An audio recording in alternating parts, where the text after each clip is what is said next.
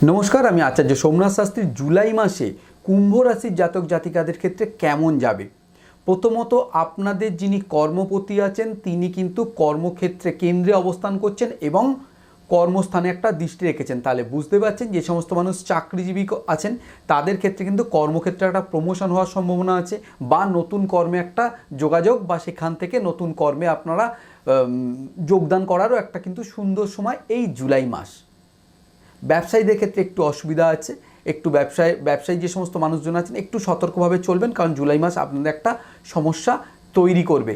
যে সমস্ত মানুষজন ক্রিয়েটিভ লাইন মানে হচ্ছে যারা নাচ গান অভিনয়ের সাথে যুক্ত আছেন তাদের জন্য কিন্তু জুলাই মাস যথেষ্ট ভালো। আপনাদের কর্মক্ষেত্রে নতুন নতুন যোগাযোগ আসবে এবং কর্মক্ষেত্রে আপনাদের কিন্তু একটা সাফল্য লাভের সম্ভাবনা আমি দেখতে পাচ্ছি।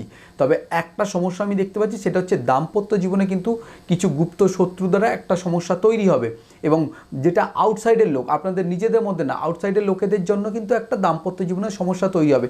সেই কারণে যদি কোনো সমস্যা হয় আপনারা দুজনে কিন্তু ফেস টু ফেস বসবেন এবং আলোচনা করবেন। আশা করি সেই প্রবলেম কিন্তু আপনাদের মিটে যাবে।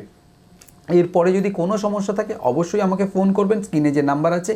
সবার জুলাই মাস খুব ভালো কাটুক, ভালো থাকবেন, সুস্থ থাকবেন। নমস্কার।